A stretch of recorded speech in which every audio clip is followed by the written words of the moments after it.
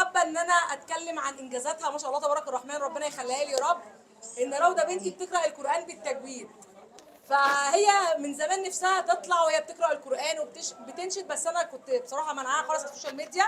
بس النهارده هي كانت عندها اصرار كبير جدا ان هي تحضر معايا الحفله وتحضر مع الاطفال النهارده ملائكه الرحمن. فان شاء الله باذن الله تعالى هتقدم فقره دينيه باذن الله بصوتها الجميل الطيب اللي انا دايما بحب اسمعه في البيت وهي بتقرا القران. صوت عالي بقى، وريني قوتك. بسم الله الرحمن الرحيم. الرحمن علم القرآن، خلق الإنسان علمه البيان. الشمس والقمر بحسبان، والنجم والشجر يسجدان.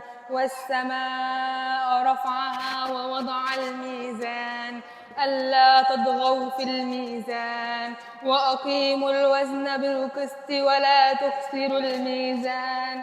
والأرض وضعها للأنام، فيها فاكهة والنخل ذات الأكمام، والحب ذو العصف والريحان. فبأي آلاء ربكما تكذبان؟ خلق الإنسان من صلصال كالفخار، وخلق الجان من مارج من نار. فبأي آلاء ربكما تكذبان؟ رب المشرقين ورب المغربين. فبأي آلاء ربكما تكذبان؟ مرج البحرين يلتقيان، بينهما برزخ لا يبغيان.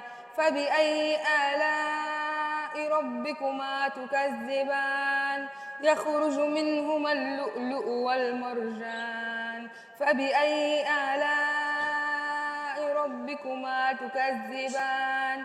وله الجوار المنشآت في البحر كالأعلام. فبأي آلاء ربكما تكذبان؟ كل من عليها فان، ويبقى وجه ربك ذو الجلال والإكرام. فبأي آلاء ربكما تكذبان؟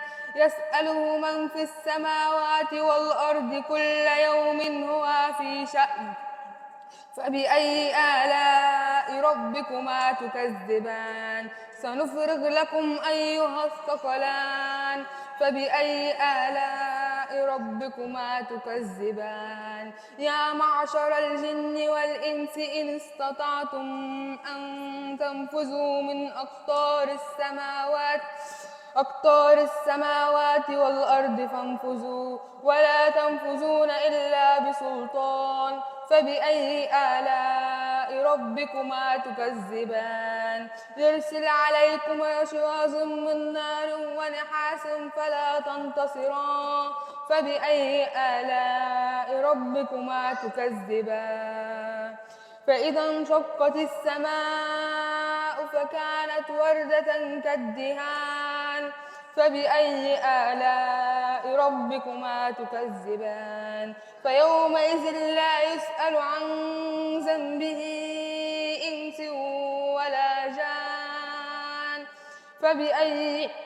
فبأي آلاء ربكما تكذبان؟ يعرف المجرمون بسيماهم فيؤخذ بالنواصي والأقدام. فبأي آلاء ربكما تكذبان؟ هذه جهنم التي يكذب بها المجرمون، ويطوفون بينها وبين حميم آن. فبأي آلاء ربكما تكذبان؟ ولمن خاف مقام ربه جنتان. فبأي آلاء ربكما تكذبان؟ ذواتا أفنان. فبأي آلاء ربكما تكذبان؟ فيهما عينان تجريان. فبأي آلاء ربكما تكذبان؟ فيهما من كل فاكهة زوجان. فبأي آلاء ربكما تكذبان؟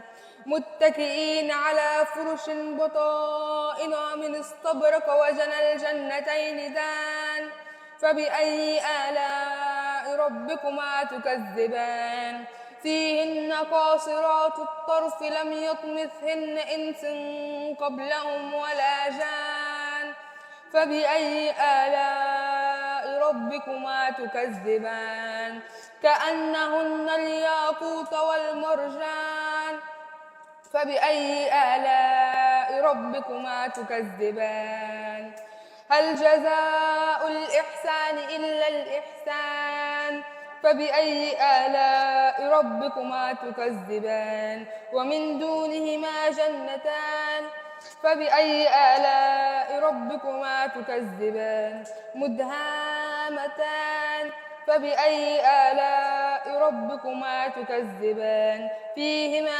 عينان نضاختان فبأي آلاء ربكما تكذبان فيهما فاكهة والنخل ورمان فبأي آلاء ربكما تكذبان فيهن خيرات الحسان فبأي آلاء ربكما تكذبان حور مقصورات في الخيام فبأي آلاء ربكما تكذبان لم يطمثهن إنس قبلهم ولا جان فبأي آلاء ربكما تكذبان متكئين على رفرف خضر وعبقري الحسان فبأي آلاء ربكما تكذبان تبارك اسم ربك ذو الجلال والإكرام صدق الله العظيم. ما شاء الله عليك، ربنا يحفظك يا رب. شكرا ليكي قوي قوي، شكرا. احساسك ايه معانا النهارده؟ أول حاجة أنا مبسوطة قوي إن الأطفال قعدوا معانا ملائكة الرحمن. ومبسوطة طبعا إن أنا قابلت الناس الجميلة دي كلها وإن أنا قعدت وقرأت لهم قرآن. يعني شعور حلو حلو يعني؟ أوي. انا الحمد لله يعني بحمد ربنا اللي انا زرعته ده لقيته، اللهم لك الحمد، ان ولادي بيحبوا الخير وبيحبوا جبر الخواطر، وده يعني فرق معايا كتير. فدايما ولادي استنى فدايما ولادي ما شاء الله تبارك الرحمن، انا لو سبتهم مش هيرحموا، لو سبتهم في العمل الخيري مش هيرحموا والله، مش هيخلوا، هيعملوا خير كتير. فانا ماسكاهم على قد ما اقدر بس. فربنا يخليكم يا رب، تكونوا استمتعتوا معانا بقراءة القرآن، وربنا يستخدمنا ولا يستبدلنا ويجعلنا دايما في الخير يا رب. وانتم منورينا ومشرفينا النهارده في دار زهرة مصر. الله يحفظكم يا رب، الله يحفظكم يا رب. وش القمر ده والقمر اللي هنا، ايه العسل ده حبيبتي، ربنا يحفظك يا رب.